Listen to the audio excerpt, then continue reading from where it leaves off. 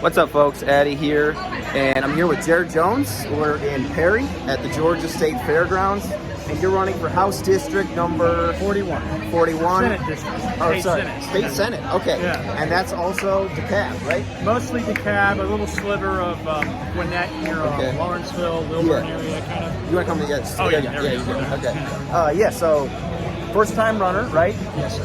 Not a seasoned politician. No. What prompted you to get in the race? What do you think? Well, I mean, really, it was November of 2020 when I knew people on my street who had shown up to vote in our precinct, and they had been told, "Oh, we already got your vote in the mail on election night," and they're like, "No, I didn't mail anything in with you." Yeah. And just the nature of how it seemed like the rule of law just didn't matter at all, with the Secretary of State not enforcing the law, Governor Kemp, as much as I acknowledge he did very good things, I think, but that was one area that had a lot of us really upset. And I was saying to myself, I can sit here and I can complain all day, moaning and groaning on social media, yakking at my neighbors, but that doesn't really do anything. Yes. Complaining is a very hollow pursuit of satisfaction. It feels good for an instant, but then you're like, okay, I didn't accomplish anything. So nobody else was running against the current incumbent in my district, and I was like, well, I thought to myself at first, well, maybe if I just put my name on the ballot and give people a choice, that's something. And then talking to people over the past few months when I've been knocking on doors, people are very unhappy with what they've been seeing in Georgia for decades. Not even like since 2020, but for decades in DeKalb County in particular. It's been very bad with the schools, the crime, and just general job opportunities. It's not a great place to live compared to other neighboring areas. And Sure. I grew up in DeKalb County. And so I've been around for decades seeing it too. It's been going downhill for a very long time. And this is good too. I want to point out you're one of the younger candidates. Yes. You're probably the youngest I think I've met. I'm 35. Yeah, in Georgia, which I think is great. So you're in the millennial generation, I am a millennial, dirty millennial. So yeah, I mean it's great to see younger folks getting into it. Who is your opponent? And then if you want to talk a little about, some issues that are important to you, Jayre. My opponent is Kim Jackson. She is a black lesbian minister for an Episcopalian church. She's a freshman senator. She's only been in for one term. Steve Henson held the seat before that for at least well over 20 years. Okay.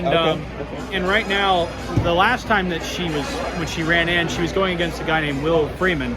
And I've met Will, and he's a nice guy, but he didn't really campaign, so she didn't really have to do much to get the seat. And so, I thought that right now, the three biggies that I personally identify with, and also it's most of the people that I'm talking to, whether I'm at work, which is at Emory University, or if I'm out in Stone Mountain knocking on doors and everyone in between, the DeKalb County schools are horrendous. I mean, there's a lot of problems with Georgia schools in general, but DeKalb is notoriously awful. And right now, last year's budget was around $1.3 billion for the whole county of DeKalb. Wow. We had $500 million in CARES Act money given to the school system. And back in May, there were a few students at Druid Hills High School who released a video of how decrepit and dysfunctional the building they were in. There was mold growing on the walls whenever it would rain.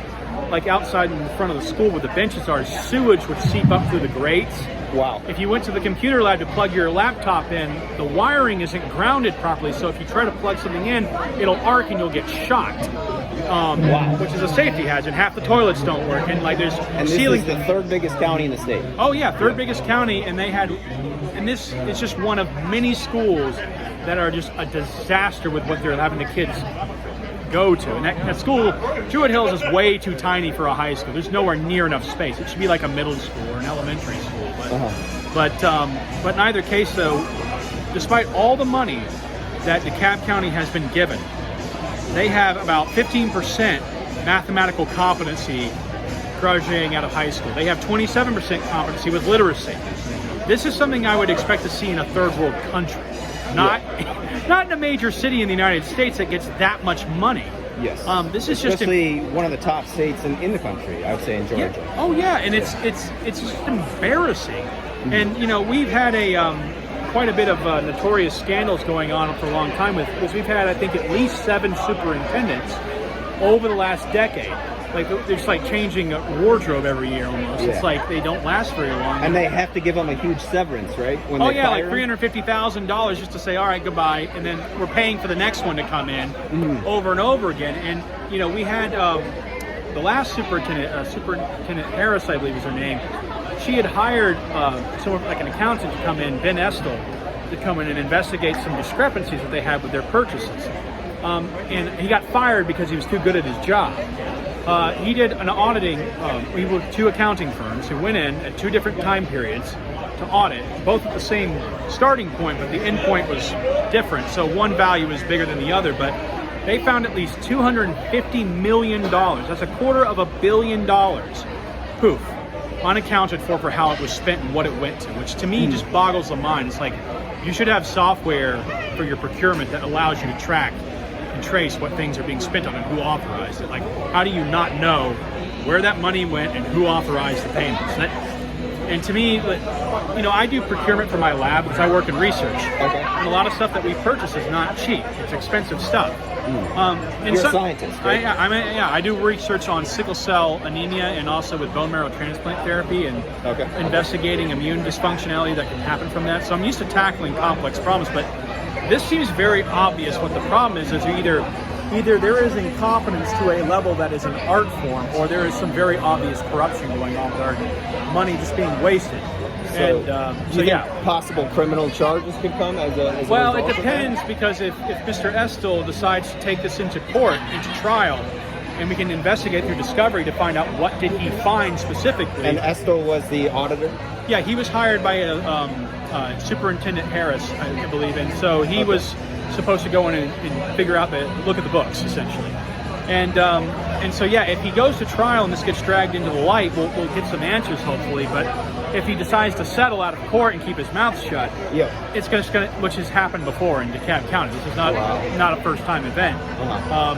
It'll be very unfortunate. But right now, our children are being robbed of their future, and we, the taxpayers, who pay our property taxes. That's what most of your property taxes go to. We had an East loss that DeKalb citizens, out of the goodness of their own heart, voted to increase their own taxes to help these kids out. And they're just robbing us. They're just blatantly stealing from us. And the performance is just abysmal.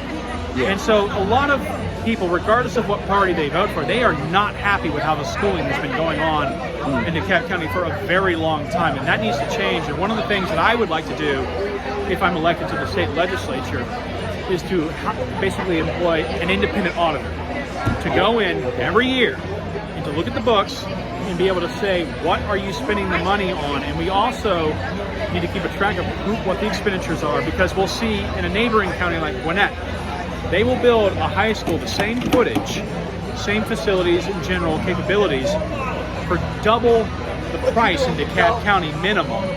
That's something 3 miles down the road. And it's like, how are they this, you can't convince me that wood and nails cost more 3 miles down the road more than they did at the other place. You're not going to convince me of that. And so the processes by which they get bids, putting it lightly, they're not very good at handling that in a competent manner, and that needs to be overhauled. But a lot of no-bid contracts. Yeah, things like that. Or if there is technically, if it is a bid contract, they'll have arbitrary parameters where only a handful of businesses are even capable. And it's really who you know. A de facto relationship that they've got going on with certain businesses that they're kind of buddy-buddy with. And so that's why they can charge whatever they want to do these contracts, and we get screwed on the price. So that needs to stop. And in addition, like, parents are not happy with the curriculums that they're seeing with a lot of, they won't say that it's critical race theory. They'll rephrase it as social emotional learning, which is where they're employing the same ideology into the curriculum, where you're telling the white kids in the classroom, you need to go apologize to the colored children in the room for all your privileges and why they're oppressed. Things of that nature, which is just insane. And even black parents that I'm talking to, they do not approve of that at all. And this mentality of trying to get our children to despise and hate their neighbors and their classmates based on what they look like is a very self-destructive and just general destructive attitude that we should not be instilling our children with, and it's not right. It really isn't. It's a very backwards way of thinking. So yeah, that needs to be addressed as well. And the Department of Education has been misbehaving a lot with what they call strategic waivers. A school can apply for a strategic waiver where they are not required to abide by state laws for budgeting for how much money they get that goes to the classroom and to the teachers. Because the teachers aren't paid very well. Right. They're not paid well. They're very piss poor compensation. And while the administrative staff get bonuses and more money for these strategic waivers, it doesn't go to the students or the teachers at all. And so it's not that they don't get any money, but they're not allocating the money they're supposed to be allocating to them. And so that has consequences. And the classroom sizes are exploding in correlation to how many students to teachers there are, which makes it even more difficult for these teachers who are overburdened to invest in, not to invest in, but to actually educate kids. Because the more one-on-one you have with a student, the more you're going to actually perform as a student. And that's just, it's not just common sense, that's been held out in data for people who've actually studied this in education. So we need to get rid of the willy-nilly handing out of strategic waivers as well. Right. So education, it seems to be a huge focus for all the DeKalb nominees for State House and State Senate. Any other issues that catch your eye or that you're running on? Oh, absolutely, because just as prevalent to the same people that I'm talking to, and even me personally, because everybody is affected by this, rich or poor, whether you have children or not, whether you own property or not, is inflation. Inflation is pinching everybody very harshly, especially in DeKalb County, where the median income is significantly lower than surrounding counties. People don't have as much money to spend. And right now with rent, with your electric bill to keep your house cool this summer, if you compare it to last year's, it is a much higher bill that you're getting because of our foolish idiocy with our energy policy domestically. Because where does that electricity come from? It comes from fossil fuels. And right now with groceries, gas, basic needs and necessities, people are getting hit very hard, especially low-income households. And one thing that's an obvious problem. Anybody with 2 neurons or other can figure out that inflation is hurting people. So what is a solution? And I've been campaigning on the notion that we need to follow the lead of Tennessee and Florida and 9 other states even, where we get rid of the state income tax altogether. We need to reintroduce the fair tax legislation and get it passed, where we're having a consumption sales tax statewide, and we can get a much wider net revenue. Because it's not just, oh, that's a nice theory, but would that really generate more revenue? Well, there are 9 other states, including the state of Washington, which is a blue state, by the way, that has employed no state income tax for their revenue. And they have surpluses every year. So it's not like, okay, that's a nice theory, but the experiment has been performed in 9 other states with very different cultures and legislatures, and it works. It's an effective means of procuring revenue. People who work hard should keep more of their money. I mean, personally, I don't think they should be taxing income even on the federal level, but that's another story. But at the state income level, people need to keep their money because they earn that money. And why is the tax code in general, why is it so thick and long? Why is it like an Encyclopedia Britannica with how thick it is? Exemptions and penalties for certain types of people. And the income tax has been used for a long, long time by politicians. It's not to raise revenue. That's not the objective. The main objective is to punish enemies and reward friends. That's what it's for. And that's what all those exemptions and penalties are for.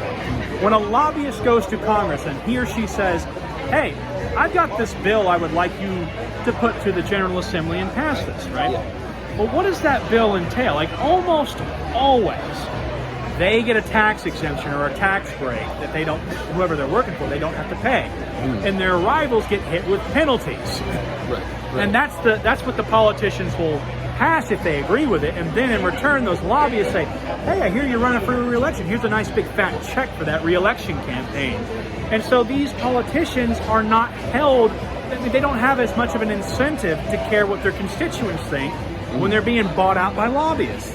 And so if you take that away from them, where the lobbyist no longer has a carrot to dangle in front of the politicians and vice versa, it ends this very unhealthy and kind of incestuous almost relationship between lobbyists and politicians, where one hand is greasing one palm is greasing the other constantly. And so if you eliminate a state income tax, you simplify the tax code on the state level a lot more. Yeah. And people who are, because I talk to a lot of people who, are not of a conservative persuasion, and I ask them, do you think really wealthy individuals should be given exemptions from taxation? And they're like, hell no. Mm-hmm. No, if I'm paying taxes, they have to pay taxes. Why the hell do they get an exemption?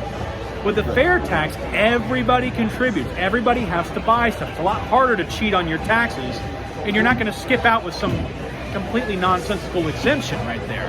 Right. And the payroll tax will be eliminated so that small business owners are significantly less burdened at getting payroll out to their employees, and if they can even pass some of those savings on to you, the customer. So that too can help kind of push back against the inflationary pressure that we're all suffering under currently.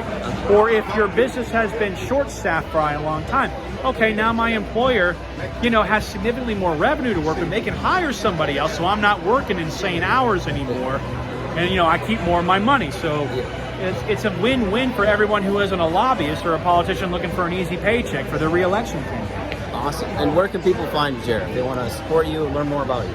Absolutely. You can find me at jayreforgeorgia.com. That is spelled Jayre, the number 4, Georgia.com. Awesome. Thanks, Jayre. More to come here from Perry, Georgia.